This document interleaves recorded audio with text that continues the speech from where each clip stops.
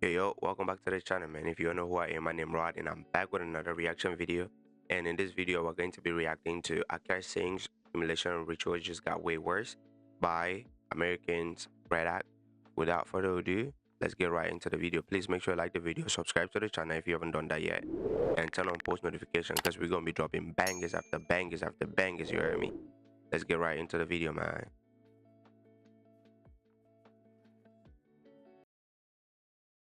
There's no way a girl this beautiful doesn't break my heart. I was like, there's no way this isn't going to end with me with egg on my face. I'm actively trying to have an OG because this couple is so fucking good looking, and you haven't seen Nav yet, but wait till you fucking see him. His body goes crazy. His face card always slays, never declines. And it's kind of weird because I'm talking about your husband. All right, so it seems that Akaash Singh's brutal humiliation ritual just continues to get worse. Because it's almost been 3 weeks since Myron from Fresh and Fit exposed Akaash's bizarre relationship with his wife, how she fantasizes about other men on her podcast, and how she reminisces on all the fun she had in the frat houses back in college. Which doesn't even seem that bad until you realize that she tricked Akaash into believing that they were both virgins up until their marriage. My wife also hadn't had any sexual partners, so that helped us connect a lot more. Now, let me ask you this. And I do believe That is one thing I don't like, bro. Like, I don't see the need or the reason why you lie to someone about something like that, knowing that they hold dear to their heart. It is that serious to them. Why are you lying? What is the point? I mean, if you're not a virgin, you're not a virgin. We all make mistakes. We all get excited about things. We all get curious about certain things. Why are you lying? her. if you've seen her, then it's hard to believe that. I remember I was just like, what? But she was 22, I was 31. There was an age gap. Sure. Did you lie, or did you come right out and say like, oh, me too, or was it 22 and 31? Damn, bro. 9? Wait, is that 9? Yeah. Oh, damn.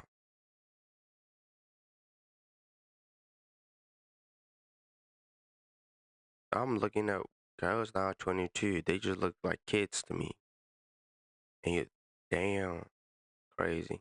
what did that conversation go like? I don't remember how it came. I think she said it. Blacked out. She said it, and then I was like, She said, "I'm a virgin." You went, your heart exploded. yeah, yeah. Well, he gets happy. There's nothing compared to Exactly, dude. I was to anybody else. yeah, that's great. Happy. Yeah, that for sure. Relieved. I was popping my pussy and living my best life in these white boy frat houses. And I had a roster of guys that I would rotate through. Wait, okay, I have two butthole stories. So one time I met this guy on Tinder and I made the dumb mistake of letting him sleep over, like not really wanting to fucking hook up. And I like woke up in the morning and like my asshole was a little sore. And the whole thing was so explosive that it pretty much nuked the guy's entire online presence and reputation. And the worst part about this is that the story hasn't even died down yet. If anything, it's just starting to blow up. And honestly, it's become so mainstream that it's now permanently attached to Akaash's brand, ruining both his reputation and his career as a podcasting comedian. Akaash's comedy largely revolves around criticizing other people's relationships, and most of the viral clips of his routine online have to do with him calling couples out in the crowd. But that really just won't work anymore since everyone knows that he's the biggest doormat of all time. I mean, we're already seeing it happen because during his first comedy show after this whole story broke, he was apparently extremely awkward about the whole thing, and it was clear that it was affecting his act. Like, according to one of the audience members, he pretty much used his time on stage as a therapy session, pleading with the crowd that his wife is loyal and was just joking around this whole time. So the dude's clearly going through it. I mean, his wife single-handedly ruined his career and then bragged about it for clout. Like, she's trying really hard to be this girl boss influencer, but it's only resulted in the destruction of her husband's livelihood. No offense to the homeless people, but like, you know, when you get on the subway and there's like a homeless person sleeping and like everyone has to get out of that car? Yeah. That's what my husband's balls smell like. Oh my God. I hope he's not mad. I'm sorry, what? Is that even okay to say about your partner? I mean, if your husband was to sit out here and say my wife's vagina smells like fish pond, the whole world is gonna look at her like look at him like he's crazy. But she is the one saying it, and it's okay, and she's laughing. Gotta be a dickhead to let shit like this happen, man. Also, on top of the fact that it's likely ruined his comedy career, what's even worse about this whole thing is that it's likely destroyed the dynamic he has with Andrew Schultz and the guys on the Flagrant podcast. Because the Flagrant podcast has always loved to clown on guys in these types of relationships. Whatever makes you sleep at night. Yo, do you think that your girl has slept with 3 times the amount of guys she's told you? Did you just I make it real. Yeah. Take body count. You walking around. I want to hear about a couple of the previous. I just want to see. What do you get out of that? I just want to make sure. I just want to make sure you got good taste. Yes. She got good taste. I mean, they probably have over 100 episodes torching Will Smith and everything his wife said about him in the media. But now that Akaash was exposed as the biggest cucumber king of all time, that dynamic really won't work anymore. I mean, Andrew Schultz is never going to let this go. And you can already tell that he finds this whole thing to be absolutely hilarious, because the Flagrant guys actually ended up responding to the whole thing while Akaash was away on vacation, and it seemed like they were desperately wanting to make jokes about it, but knowing how much it's eating away at Akaash, they just didn't. Changed, man. It was raining, now it's sunny. Like, the shit is in India or Dubai. Yes, A planned trip. A planned trip that was planned before this madness. Okay? He's there. And obviously, we want to talk about what's going on, but we don't feel right talking about without him here. Mm-hmm. So once he's back, we're going to have that conversation. I'm sure that will be spirited. No one is above the program. Roast him, cook him. That's what you're supposed to do. That's what you've been doing to other people, right? You should do that to him as well. That's why would you let a woman do like what?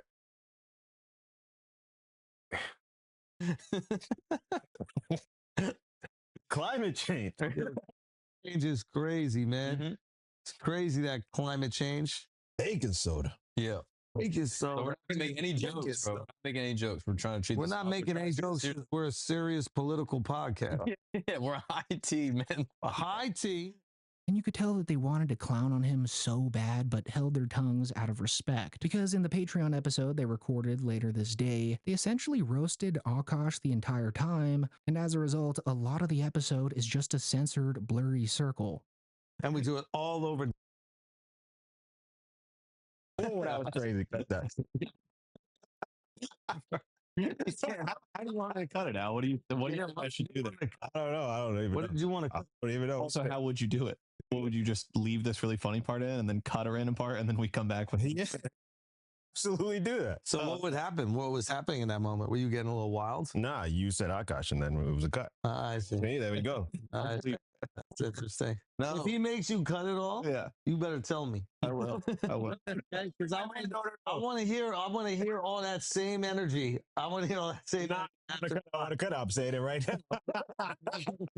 Anyway, what y'all want to talk about, man? Nothing now.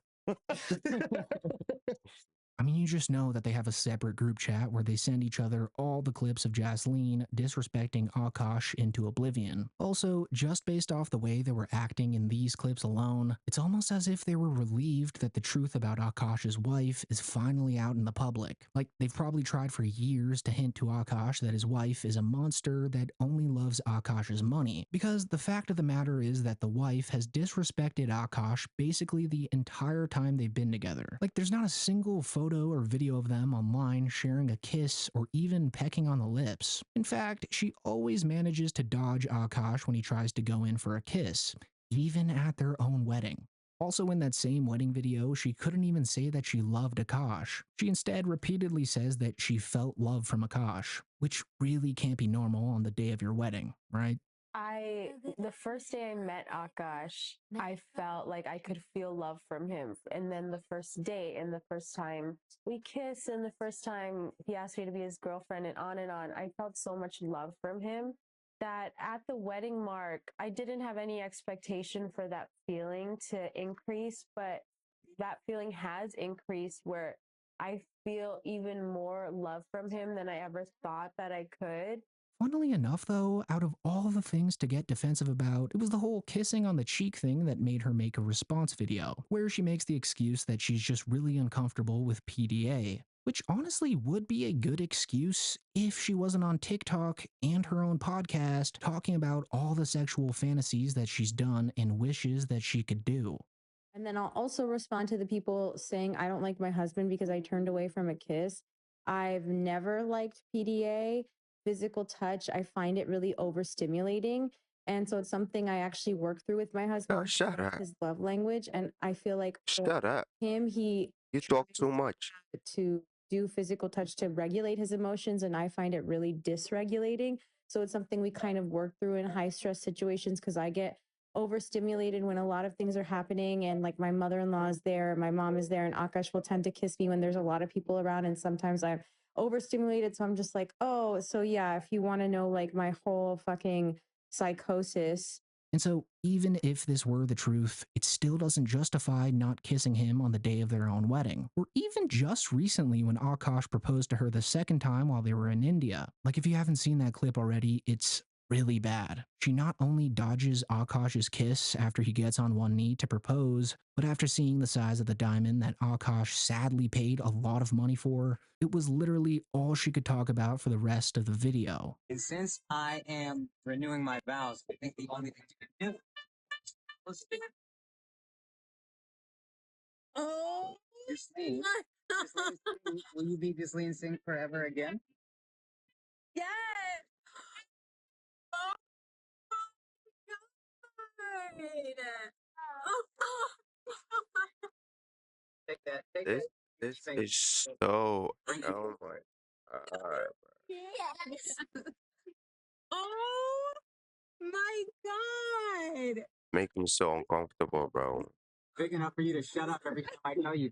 Thank you so Oh my much. god. Can't even get a kiss? Looks so beautiful. You peed on Courtney Mustard. So, as you can see now, it's becoming more and more apparent that the only reason she's with Akaash is because he is a millionaire. Like, she straight up doesn't have a job and just spends Akaash's hard-earned money all day long, which she shamelessly brags about on her podcast. But like any man that doesn't want to have a joint bank account or isn't being transparent with his account, that's a fucking red flag. His money is our money and my money is my money. That is actually my number one.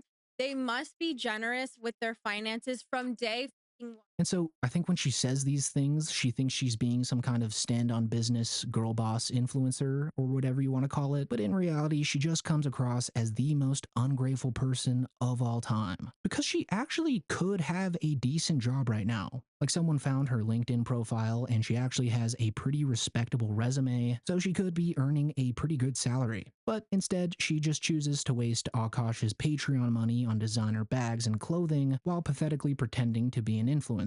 So the size of Akash's bank account is the only thing that keeps her around. And unfortunately, if this whole controversy ends in divorce, she would effectively own 50% of everything Akaash is worth, as she's confirmed that they did not sign a prenup. Because, and get this, she thinks prenups are red flags. Is it just me, or is the idea of asking a girl to sign a prenup incredibly offensive? And Personally, I do think signing a prenup is weird and wild. And I don't think I would do something like that, but it all depends on who you're dealing with. Because if I'm dealing with someone like this, I'm never even going to get married to you, talk less of signing a prenup with you. And if by chance I get married to you and I notice these things are happening, everything is transferred to my mom's name. Everything. Like even my toothbrush, everything is transferred to her name.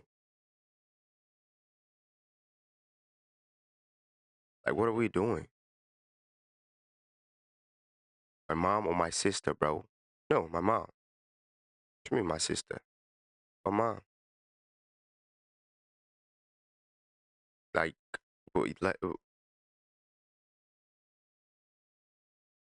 women like this, the reason why most men do not want to get married, because they do not want to end up like Akaash, bro. Only one way. Like if I asked someone to sign a prenup because I had some like booming business, then I would be like, yeah, can you just sign this prenup because like I don't want to like lose all my money. But then like if a guy asked me to sign a prenup, I would be like, I would call off the wedding. Like I would literally call off the wedding. You would have called off the wedding if I asked. You see the double standards? It's okay for her to ask a guy to sign a prenup, but it's not okay for a guy to ask her to sign a prenup. She is so brain dead, man. Like her brain doesn't work at all. To sign a prenup. Yeah, like I'm not even joking. I had.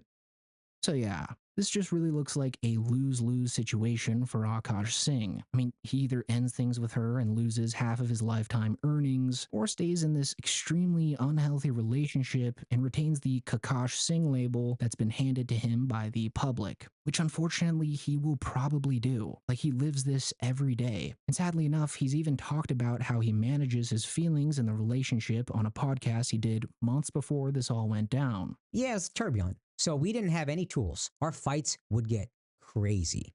Like I am very calm with her until I'm not, and then it's hard for me to cap the end. 0 to 100 in a second. 0 to 100. 0 to 0 for 10 days and then She never felt unsafe like I would hit her. Sure. But like I like hit myself a couple of times like a maniac, and like that's not gonna make you feel safe either. No. So it was a lot of therapy. As soon as we got together, I'd been thinking about therapy for a while, and I realized I love this girl, and I don't even think I knew how much until therapy. But like I was like, yeah, I love this girl. This girl I want to make it work with. I can't let this get in the way.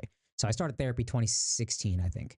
Regardless of what he does, though, no one is ever forgetting this, especially because he's a comedian who used to clown on guys for being in quote-unquote down bad relationships. The only thing Akaash has going for him right now is that he doesn't have a child with the lady. Like, even if he has to hand over 50% after a divorce, he can still slowly make that back. But once a child's in the picture, it will be 100% over for Mr. Singh, and he will be trapped forever. Gosh, like, please don't divorce me because my credit score is fucked up too, and it would leave me in a really bad position. But then I guess like I just would go to OnlyFans or something like that, and like it would even. Oh, you will. It will even out. No, I said if, like, God forbid, you know. If I divorce you. Don't say that. A way of thinking? Why are you even joking about that? I'm not joking. You're joking. Her way of thinking, you go to OnlyFans? So you can't even go to work.